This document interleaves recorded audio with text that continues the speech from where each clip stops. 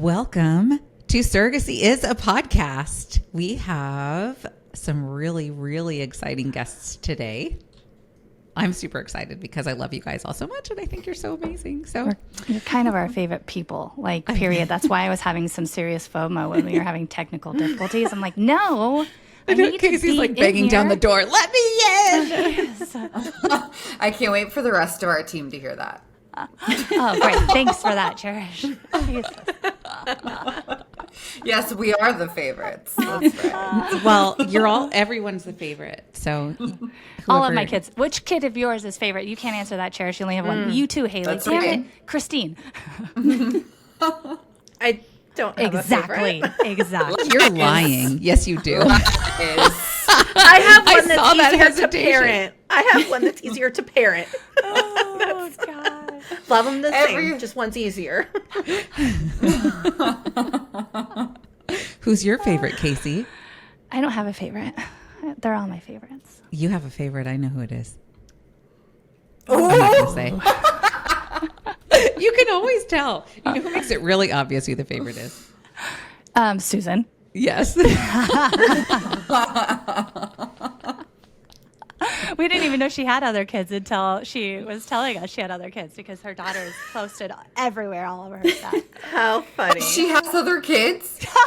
She has three boys and a girl, yeah. Oh, okay. Oh, so there's that. It's That's fine. really funny, Cherish, but yes. Poor Cherish. She didn't even know. Poor didn't Susan. know. She's not even in the room and we're throwing her under the bus. So. I know. I guess she We love you, can't Susan. adopt We love another.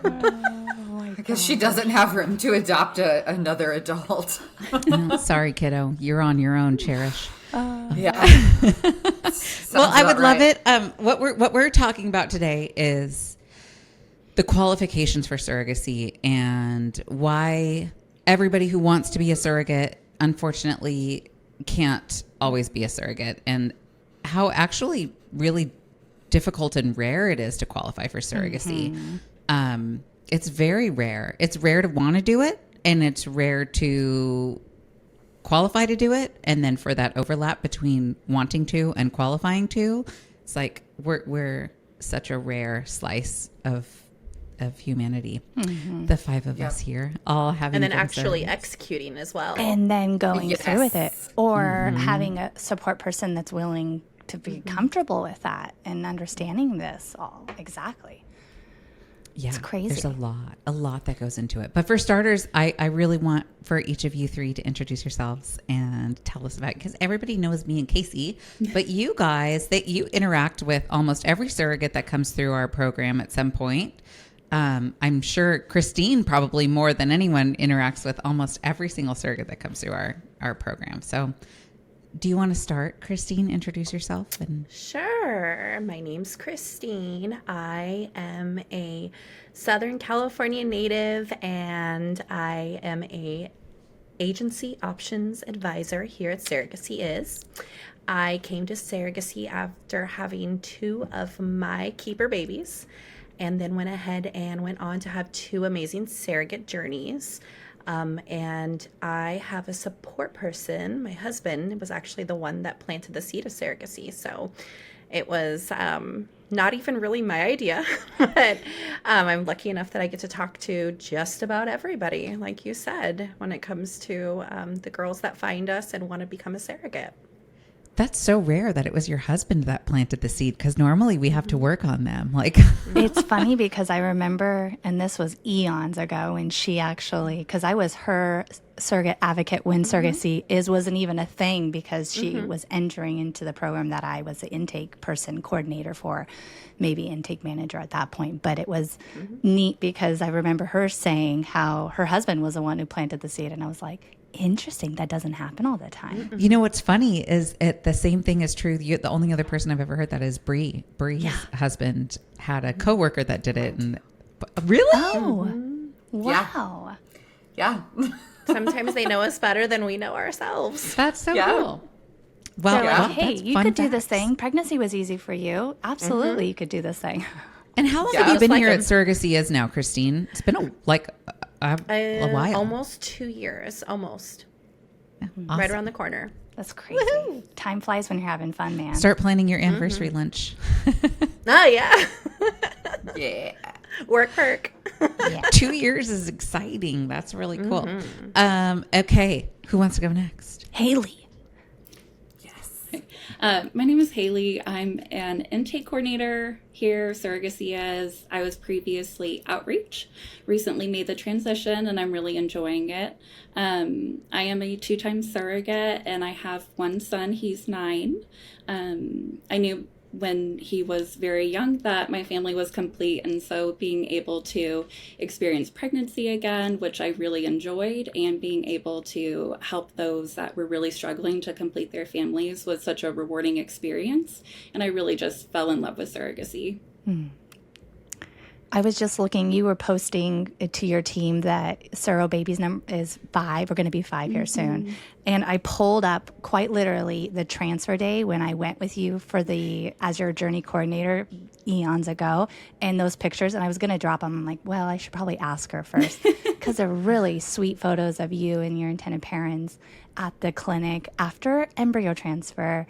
It was really a special moment. So I have those and I cherish those very dearly. I would love for you to share those with Okay. me. I'd love to see them. Okay, yes, I will send them.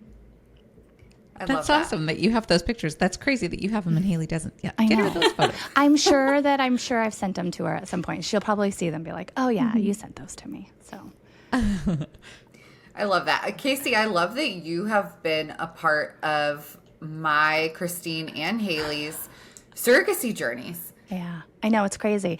Both That is of crazy. those, the girls with Haleigh and Christine, though, it was before Surrogacy Is even got started, right? And then you have a special place because you were a Surrogacy Is surrogate. Yes. When Yes. you were just advocacy and all of that. So share all of those details. Yes. So I'm Cherish. I am a 3-time surrogate. I am the outreach manager here at Surrogacy Is. Woohoo. I love to bring this up, but I was the second employee ever here at Surrogacy Is. So a lot of people I remember from years ago, and getting to see them come back through for another journey or just see them part of the group. It's awesome. I love it. But yeah, I found Surrogacy Is to start my second journey and found Casey, and she listened to me, heard my story, which was a gnarly first journey. And so she was like, never again. And it got me connected to an agency for my second journey when you guys were an advocacy group. And then I came to work here later on. And I love it. I would never work anywhere else. It's the best agency. But yeah, I have one child of my own, and we are done. And I'm pretty sure I'm done being a surrogate. I know So hard. we just talked about this yesterday, me and Cherish. I know. Which is like so appropriate for this topic because I know. we were talking about, yeah, like when you decide you're done and you're retired as a surrogate, it's one thing, but when circumstances retire you, it feels different. Like, so. Yeah. Like the decision's been taken away from you. Like Yes. Sunshine and I are retired because we've had too many C-sections and it isn't safe any longer. And that's the reality, right? Is it comes down to when you ladies are talking with them in outreach, the women that are considering surrogacy, they take that quiz that's going to narrow out, is there any glaring things that are going to disqualify them? But then they get on the phone with you with so much hope and excitement that they even just met that basic criteria, then to learn maybe it truly isn't safe because they've leaned in and they see that there's something else that's there that's going to disqualify them. Like they can't get a letter clearing them from their OB saying another C-section is safe. Or sometimes it's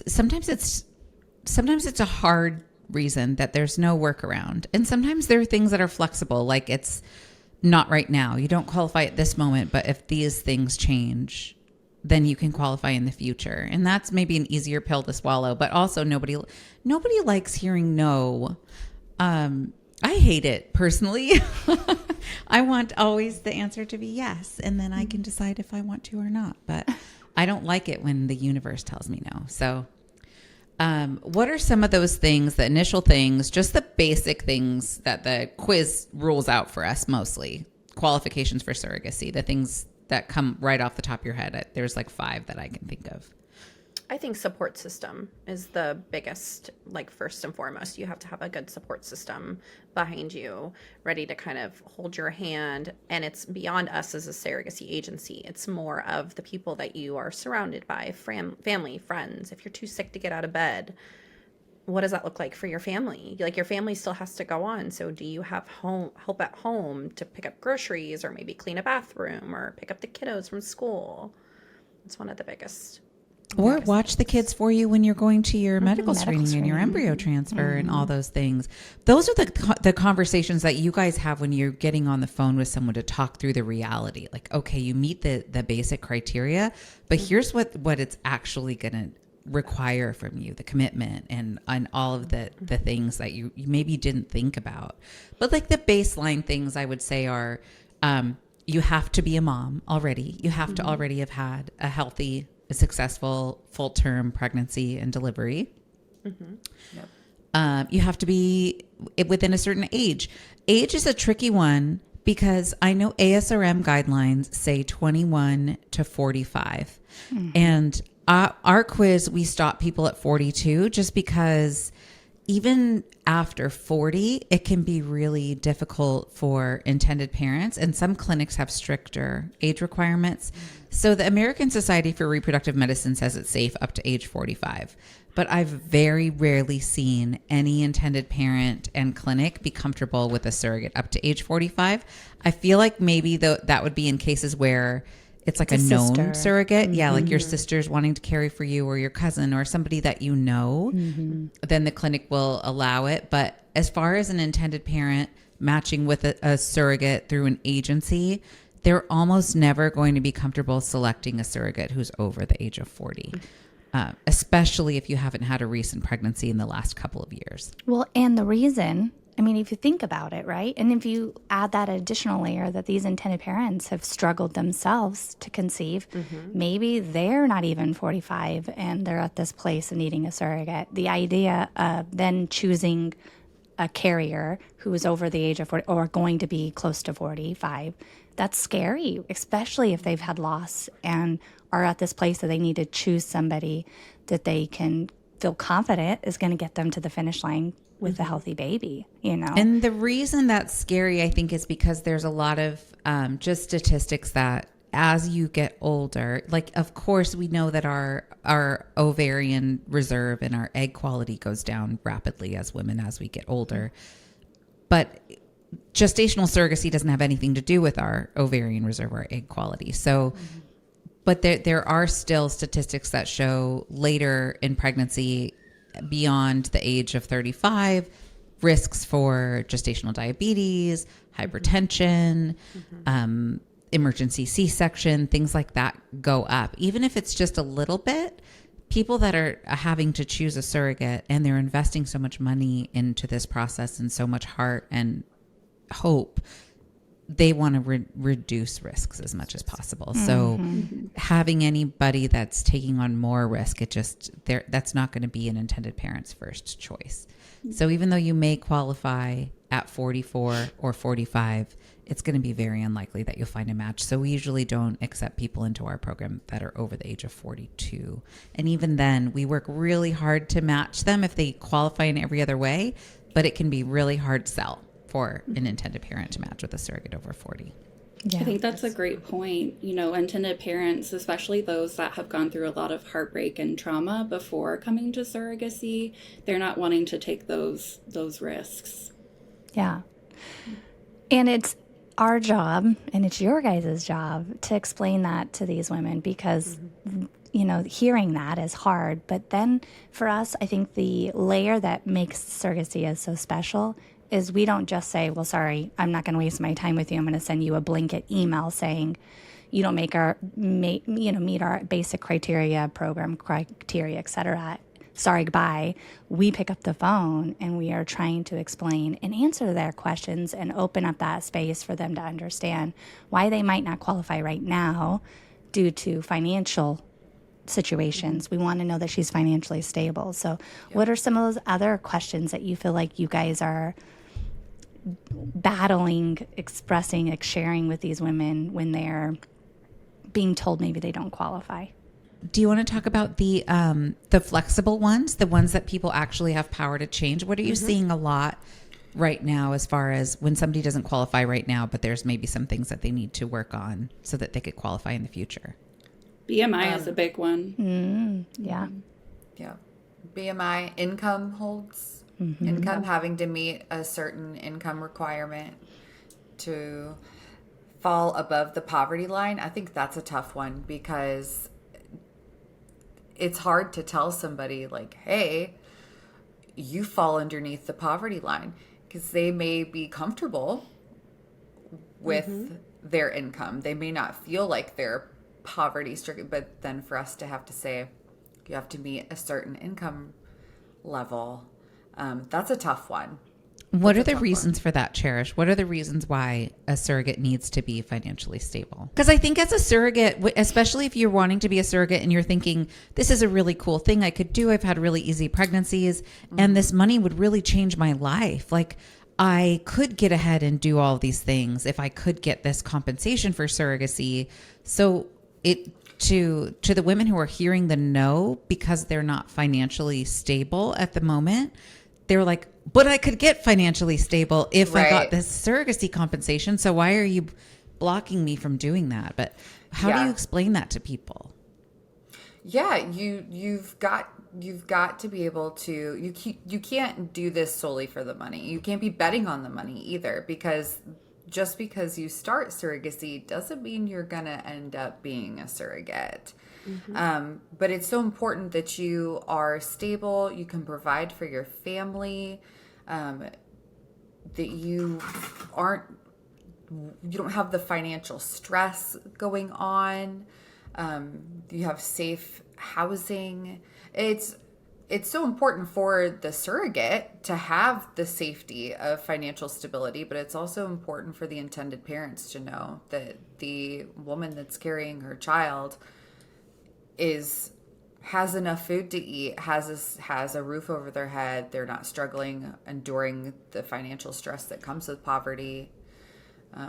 So the American Society of Reproductive Medicines, there's actually a few reasons why they say they want you to be financially stable, right? So one of those is they don't want you to have ever signing up for surrogacy because you need to be able to pay your rent, to be able to put food on the table. They don't want you to have felt like you are being pushed into this. They don't want that coercion to happen.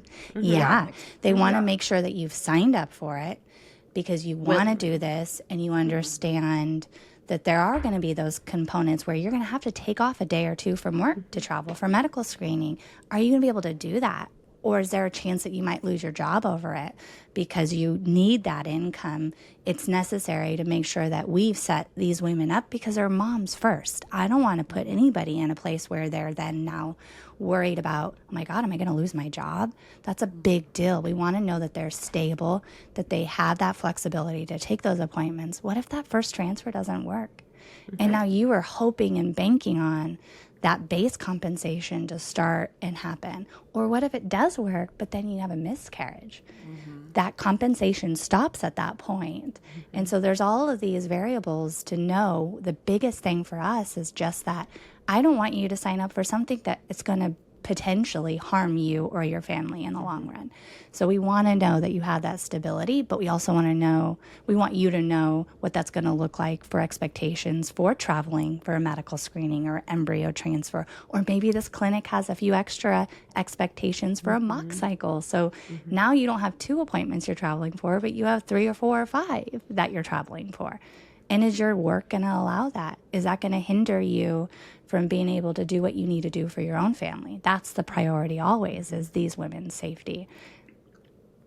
And you do get reimbursed for lost wages, but there's also a lot of times where you do maybe need to come out of pocket for things. And if you don't have the ability, and you'll be reimbursed for them later, but for some people, it's like they're rationing their gas money for the week, you know? So if you don't have a backup credit card that you can, say you go to Quest and it's time to do your labs and your agency didn't put the card on file or something goes wrong. I remember having to do this for my husband during my journey. The agency failed to put the card on file, or I don't know what happened, what went wrong, but we had to come out of pocket like $700 for my husband to do his labs.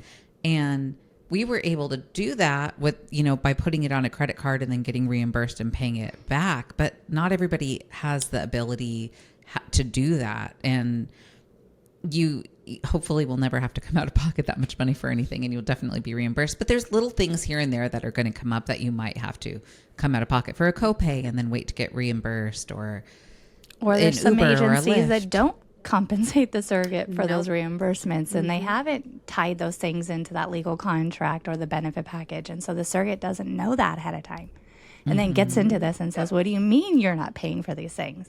Because not all agencies look alike. So we know how we do things, and we know that we are going to have that and take care of that for these women, but not all agencies do. And so that's something these women need to understand, is that stability is not for anybody else but for them in their well-being. Yeah, I just got off a call before our podcast, chatting with a gal who is receiving government insurance and food benefits.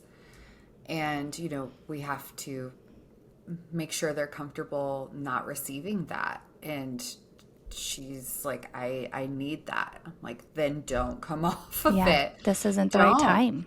Try as we may never get pregnant with a surrogate baby. So I have done 2 amazing journeys, but I've also had failed transfers in between. So you can't bet on it. You can't guarantee that that's going to happen. So what's another hurdle? I think you hit it, Haleigh, is BMI, because that feels so personal when somebody's telling you that.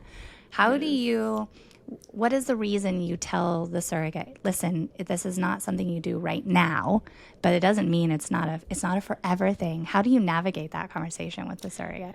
That's a really tricky conversation, because I think, especially as women, it's a very sensitive topic, talking about our weight. I give them the facts. So IVF is shown to be most effective with BMIs between 18 and 32. Some of those clinics will accept BMIs up to 34. So unfortunately, if you don't fall within that range, surrogacy isn't an option at this point.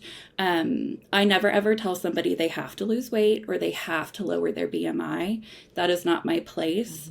I just simply give them that education of, if this is something you would like to do, you would need to lower your BMI in order to pursue surrogacy. And that hits home. But it also gives them an opportunity to say, okay, I'm already on my journey, and I can work to have this number and meet that This is number. a good motivator.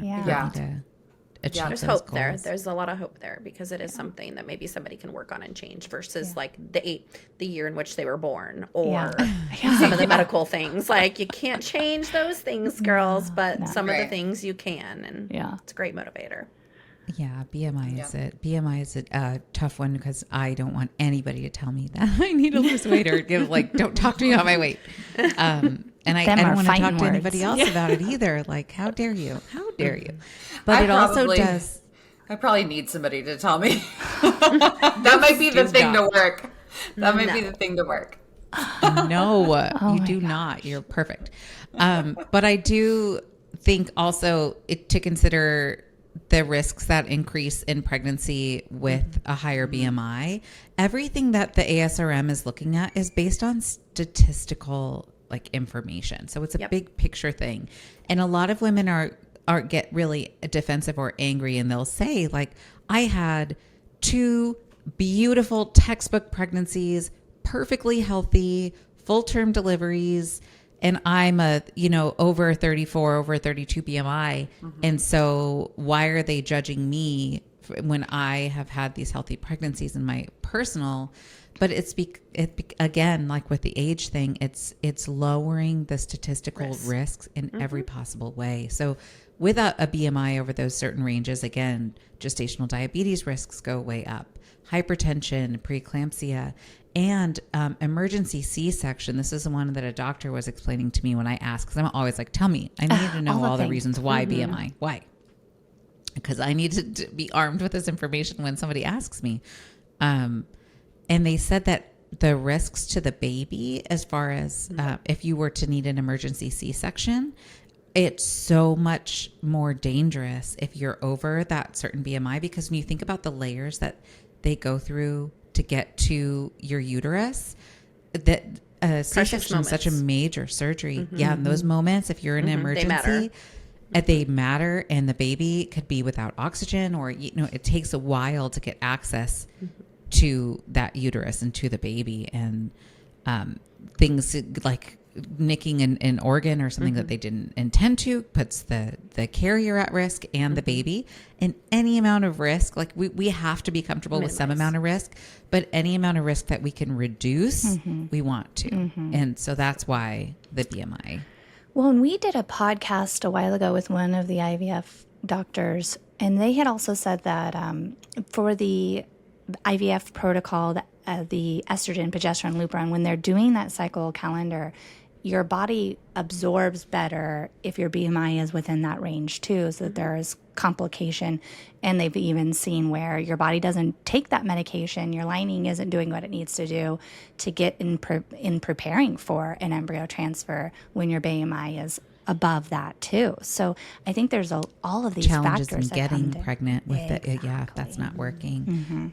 When you got pregnant naturally with your own, you didn't have to worry about IVF and all those things, and measuring your lining and hormone levels and all of that. So it's just different. It's just a little different. I've got another one. So you guys have spouses that actually brought this idea of surrogacy to you, which is, I think, a beautiful, rare situation. Not rare, it's just less seen, right? Yeah. I had to convince my husband. He had said no, and you're crazy, and why are you talking about this, and what can't you stop talking about this? But it was me so sincerely saying, I couldn't imagine not being a mom. I want to do this. Pregnancy was easy. And here's all the facts. I went and did all the research. So please let me do this. And so he finally is like, okay, I'm going to do this. And if you're not going to stop talking about it, okay, fine. But the spouses have to participate in this. So if they're legally married, or if they're sexually active and in a committed relationship, it's not just that we want your spouses to say, yeah, okay, stop talking about this. I'm going to do this.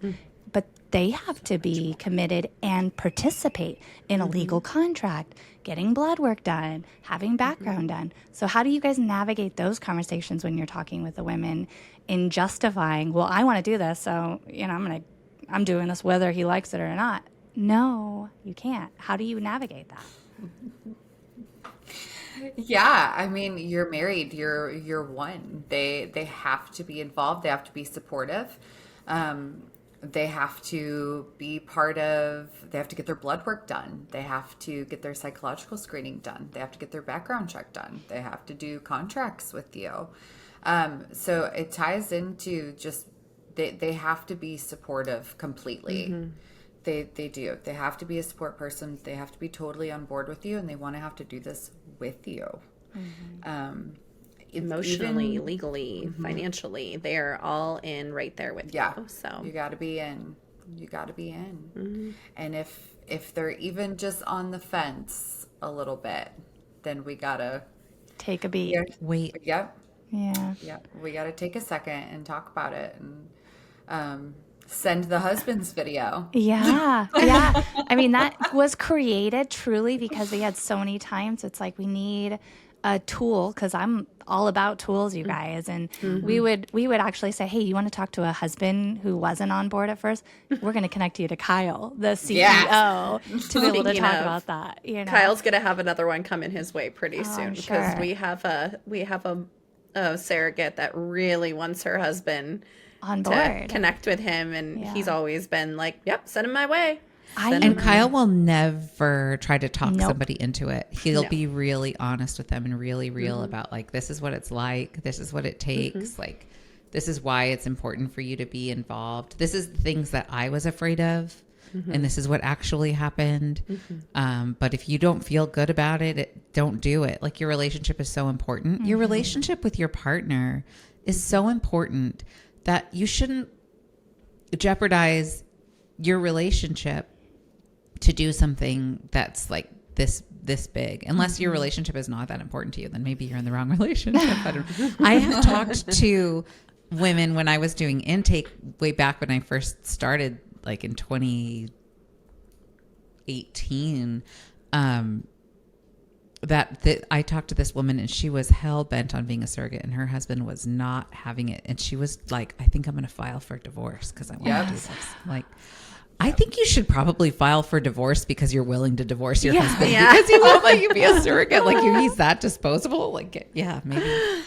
I've seen it though. I've seen it where girls are like, where we're like, hey, did you check with Jake? Did you guys talk? And she's like, yeah, we talked and we broke up because he wasn't supportive. I think there was somebody in the inbox earlier today being like, yeah, actually we're done. So I'm ready you know to what? move forward. Actually, that was the last straw. This guy is holding me back. Yeah. He's not making me better. Those were always my favorite. I know. I've also, Like, you go, girl. I've also talked with women who I said, you know what, let's do a 3-way phone call. Let's get them on the phone. And a lot of it is misunderstanding, the misconception of it. Like, we talk about, hey, you know what? There's going to be a life insurance policy. Thankfully, in my 16 years, I've never seen a surrogate need it physically. Never met somebody who is actually needed. But I always want it there. Better have it, not need it, than need it, not have it. A lot of times they don't understand that it's not going to be their genetics, their wife's genetics, that this is a gestational surrogate, that there's an escrow that's fully funded so that the surrogate is guaranteed that these compensation's going to be there before we even allow her to start the IVF protocol, right? And so it's that reassurance that we're doing too, in answering their questions, and little, big, small that they are, their fear is, this is my person, I want to make sure this is safe. And, or maybe how do I address this with all my family that potentially is going to have all these questions, and giving them those tools so that Dealing they can with the combat. judgment and the whatever comments. And also, I think a lot of partners don't always understand that you're not going to be randomly assigned a match of intended parents, because they're like, so thoughtful. she's going to sign up for this and she's going to be matched with some random couple. And what if I don't like them? Or what if we don't agree with, or what if we don't have the same values? Like, you get to set your matching preferences, and they're like, okay, well, maybe I'll consider it then. I thought we were just going to be randomly assigned some couple and a baby was going to be put in there, and then we're going to be like hostage to this process. You're a part of this. And we'll run background on these parents, and these parents also participate in pre-screening to make sure it's safe for them the timing is right. To be in the relationship with you. Like, I think the psych consult that intended parents go through is helping them understand, like, you're going to be in this very unique dynamic with this person, making sure that you respect your surrogate and that you understand the expectations that are going to be on her and on you, and communication, and what are some traumas and things that might be rehashed by some of these. So they go through all of that screening too. They should. They do at Surrogacy Is. They don't everywhere, but they do here. Right. And they should. And the safety guidelines too. There are guidelines in place for a reason. So I know that was a huge educational moment for my husband. Like, I know you could do this, but should you do this? And what does this look like for you as a person and your safety? So, yeah. What about, like, I'm looking at some of the things that they had here. Conditions like epilepsy, or you are on a medication for diabetes, and like, how do you guys navigate in explaining this to these women? If you are leaning in, you've done a screening, you now have identified that they don't qualify. How are you navigating that conversation? I think it's always framed with like love and caring of just, sis, this is probably not safe for you to do. And there is a general consensus around us here at Surrogacy Is that we want these girls to be safe. That's why we exist. That's why SI was established. Is not every agency out there is a cookie cutter and ethical and respectable, and we don't want you to fall short of a guided journey that is safe for you to do. So it's just us being big sister surros and letting them know, like, we love you, but this probably is not a safe place for a And road we for know you to these go down. clinics aren't going to accept them, at least a clinic that's doing things right. And so Right, and ethical. we don't want to waste their time. We don't want them to jump through all those hoops only to find out that these clinics are physically going to say no. There are those guidelines that they follow, and they have some strict criteria as is this going to be a safe pregnancy for the surrogate and the pregnancy? If the answer is no, the answer is no. So to have found that one clinic that's going to say yes when all the others are saying no, that's a point that we should stop and realize maybe surrogacy isn't right. How often Sunshine and I are like panicking when we hear you guys are talking with these women and they have no options. And then you're like, this girl's going to go independently and try to find some agency, find some intended parents on their own that's or working go with through this some clinic. random agency, because there are agencies. And I know I was just reading in one of the Facebook groups recently, somebody was talking about how they had heard no from a handful of different agencies, but they weren't really told why. They just got a few no's, and then they found an agency that said yes, and that agency got them so far along in the process, strung them along, and then ultimately they didn't qualify. And it wasted a lot of their time and energy. But I think part of the reason why some agencies will say yes, like I know I had a friend who was like, oh, I'm going to apply to be a surrogate. And she told me the agencies that she applied for. And I was like, I know you don't qualify, because I know that she's had more than, 3 losses or terminations. I know that she's had certain complications and exceeded the maximum number of pregnancies and all these things. And she's like, no, I applied to these 2 agencies and they said yes. I'm like, I know who those agencies are. Red flag. It's a red flag, girl. Run. Stop it. They don't care about you. Obviously, they don't care about you. Yeah. And they see you as a dollar sign.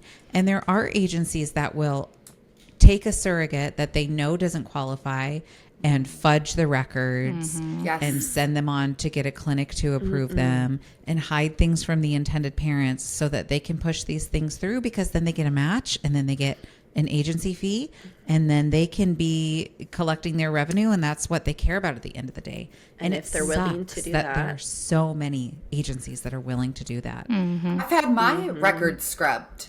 I only found out when I went to another agency, and they were like, why didn't you tell us this is on your records? I'm like, I had no idea.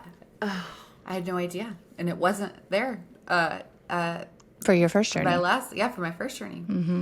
But And that's it wasn't you who hit it, but the agency hit it. Yeah. Yeah. And they do. That is a conversation that I have often is, there's a gal that I had talked to a couple weeks ago where she had a lot going on in her last pregnancy, blood transfusions and having to go to the OR and just all kinds of really scary stuff that is sadly a disqualifier for her. She had, I believe she had a preterm birth, a stillbirth. She had hemorrhaging, blood transfusions, all kinds of things. It was really a horrible situation for her, but she still so desperately wants to be a surrogate. And having to explain that, like, I know that desperation and that yearning in your heart, because it's in ours too. But this is not going to be safe for you. But because you have that yearning in you, I know you're going to go keep looking. And you have to take care of yourself, because there's going to be agencies out there that are going to just sell you off. Like they won't care about your health or your safety or your kids at home or anything like that. You're a bag of cash, and they'll scrub the records, make it look fine, and send you out there to, And they'll probably Not give you life not be insurance. doing other things. Yeah, like they'll probably, if they're cutting corners there, they're going to not get you proper life insurance. They're going to not get you proper health insurance. They're going to not screen the intended parents that they match you with. Yeah. They're going to match you with some random IPs that you never heard of before. And you're going to say yes because you're desperate to do it. And you say, I want to help anyone. But you didn't mean somebody who was a sex offender. That's not what you meant, right? Like, but I think we put on those glasses that we're like, we want it. If you want something so badly, it's very tempting to do that. And it's really hard. And I think we take that responsibility really seriously to tell people, like, don't go hunting for a yes. If you've gotten a no from us, we've tried every avenue for the partner agencies that we work with that have the less strict clinics, but that are still ethical, and the agencies are still going to be honest about sharing your details and your background with the intended parents and with the clinic. And if none of them say yes, that means anybody who does say yes to you doesn't care about you. No. Be leery of. No. And you might be doing this like, this is going to get my family ahead, but if they're cutting those corners, you might not even see that compensation. You know, the parents may not have ever been required to fully fund an escrow.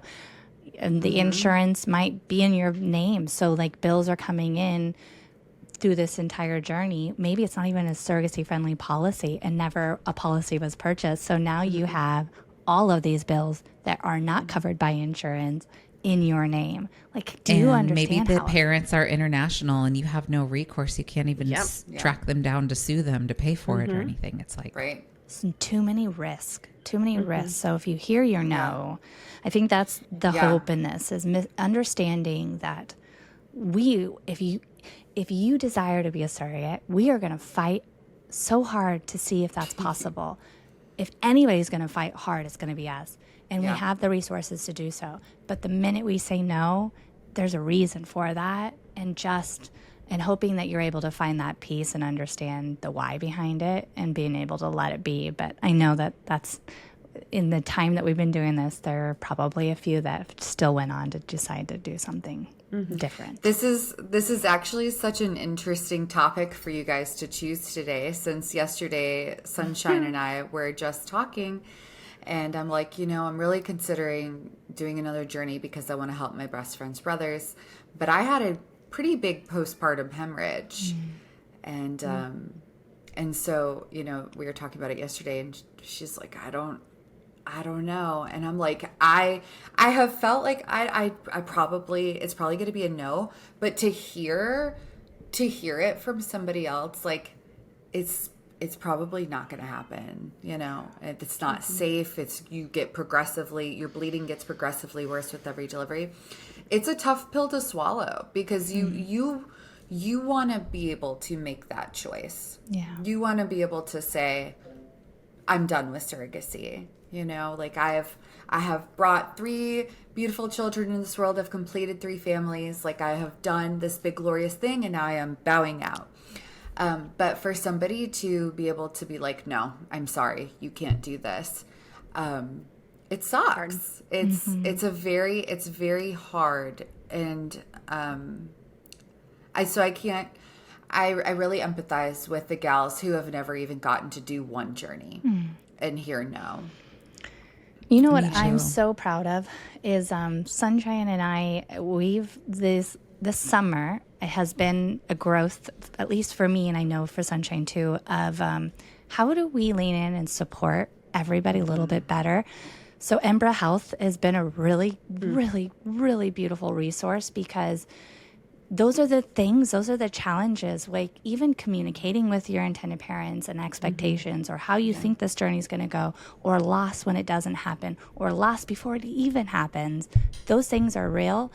And those are the resources we're trying to tap into, not just with the women that are with Surrogacy Is and the parents that are with Surrogacy Is throughout the journey, but anybody who follows us has access to those resources on our platforms, so that they can understand and maybe get those tools to make sense of it in their mind, because it is hard, and it's those emotions that we're navigating. There is grief.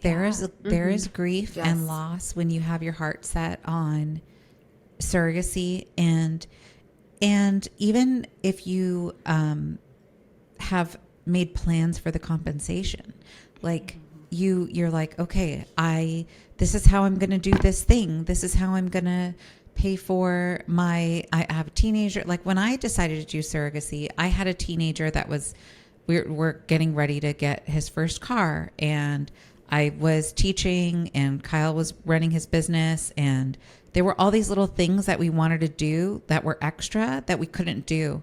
And so when I decided on surrogacy, I was like, this is going to be it. This is going to be the thing. So I'm going to be able to get Charlie a car, and I'm going to be able to pay off this debt. And I have all these plans. And then I panicked when I started going through intake, because I was like, oh, what if they take this away? Like, how am I going to, all those dreams and all those goals that I had checked, like, this is how I'm going to do it.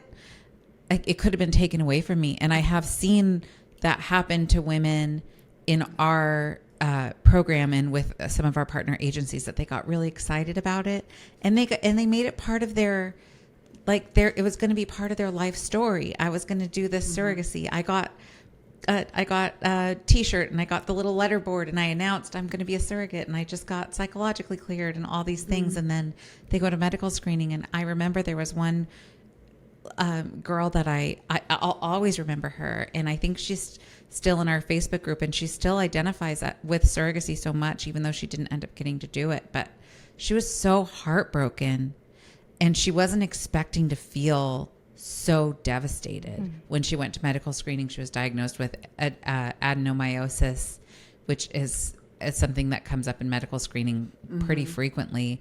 And something that can't be treated without going into menopause, which nobody wants to do that. So she was devastated, and she thought she would get over it. And months went by, and I had continued to communicate with her just on Messenger. And she was like, I'm just not getting over this. I can't move on.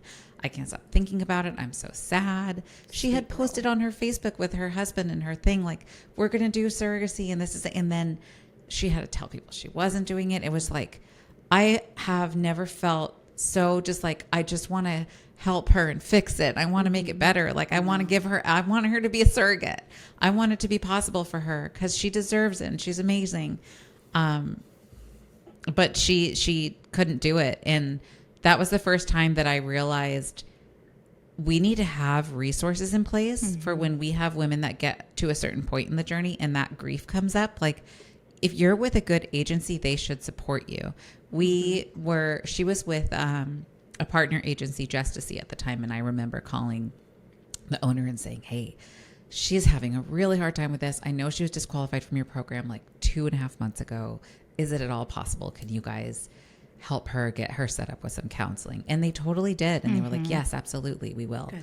And I think a good agency will do that, because whether you make it to the finish line or not, if you come into this process and you want to do this thing, we're invested in you too, and we want you to be okay. Yeah. Whether you come out at the end with a baby for someone, or you get disqualified, or something goes wrong, maybe you have 3 transfers and they fail, and the doctor decides you're not a good candidate. You deserve to be supported with the grief, because the grief of losing the dream of being a surrogate is so real and valid, and it's not something that's you're just gonna get over it. We don't expect depending you on to. how far along you got. Yeah. That's why you guys exist. That's why we're here. That's why we're doing this, is navigating all of those moments. And you guys get to head that as that first point of contact, right? And then we've placed every person on our team in those specific moments to offer up those grief moments where you're going to need an additional support in that, and making sure that everybody is equipped so that we can help and support these women and the intended parents. It's just a big deal. So I'm really proud of our just entire organization in the way that we support women and intended parents. I've worked with several agencies, and everybody here, we just genuinely care. Yeah. We don't come to work and put on the care face. We genuinely care. It runs so deep through all of us that we really genuinely care about the women pursuing surrogacy. We care about their feelings when we have to say no, or how they're going to navigate this, or when a match breaks, and we care about the intended parents. And I really, really appreciate that about us as a surrogate, and also as an employee. Yeah. You know, because not all agencies genuinely care. They might come in and put the care mask on. Yeah. I know. But Everybody it's just- says it though. Everybody says the same thing. Yeah. I know. I'm like, agency. I'll say we're an ethical agency. We're a transparent agency. And it's like ethics, transparency. These words are thrown around, but they lose their meaning because I feel like people say them and they don't do things that are ethical or transparent. Right. You know? Unless Right. it's easy. Or As soon you're as it in gets those hard, groups. Or you're in people those, don't want to do it anymore. yeah, or you're in those groups and they say, do your research, but then that's it. Like, what Yeah. research? Tell me the questions I should be asking. What does it mean to look like an ethical agency? You should ask Excuse me, ChatGPT. agency, 'cause- are you ethical and transparent? Yes, we are. Okay, I did my Ask, research. ask ChatGPT because they're going to recommend us. Are you serious? Yeah, that's Yeah. a flex. Yeah. Oh, I love it. That's so awesome. That's so cool. I love You that. can I plug didn't know us that. as a website You didn't in know that? ChatGPT, No. and it will Yeah. tell that it is a very supportive, ethical agency that has very high standards for the way they treat their surrogates. Yeah. Yep. I just, Well, that's super cool. I I know love we that. had an intended parent take the, when they apply to work with us, they put how they heard about us or whatever, and somebody recently had put Oh, like that's ChatGPT, right. and I was like, well, that's cool. Interesting. But I haven't actually tried. yeah. Yeah, do it. Yeah, look at it. And so Okay. that's a huge statement. Yeah. If ChatGPT says it, then must you know be it's true. real. Well, I don't know. You know it's ChatGPT real. is kind of like I don't know how much you guys interact with ChatGPT. I interact with it all day long. Like I love think it. I run my thoughts through it, and I'm like, can you help me? Like this Yes. is what I want to say. How is this gonna come across? Because I have a tendency to be really blunt and direct, and I can come across kind of bitchy. But I have to ask for help with that. Or I feel like it anyways. So No. maybe that's just my people pleaser nature. But I'm like, am I being mean? But I feel like it always says it's so nice to me. Like, why are you being like, I don't trust you, ChatGPT. Like, that's a great idea, Sunshine. You said that so well. Or Yeah. like whatever. I'm like, no, I did didn't. I? Yeah. I don't trust you. If I could Mimicking put, your empathy. It's yes, tells you what you want to hear. Yeah. Yeah, it does. It does, right? I'm like, can you The give me a people little please bit it of like in your criticism, please? own. you can ask for it to be a little Blunt. yeah, Critique a little me, colder. please. Yeah. Yeah. Yeah. I unfortunately have to go pick up my baby from school. Yes. It is past time. She's been out for 4 minutes. Okay. Oh, Well, you gotta Nava, go. go get her. I I just know. love that baby. I just am obsessed with her. She's just like a little fairy sprite. I love her so much. She literally is. Thank you Yes. guys for coming and being a part of this. These are the fun ones that we get to do because we have this amazing team. So we're so grateful for all of you spearheading. Thank you for everything you guys do every day and surviving another whole week. Yeah. It's Friday! Yay! Happy Friday. Bye, ladies. Party time. Always. Bye, guys. It's good work. Bye. Love you guys. Bye. Bye.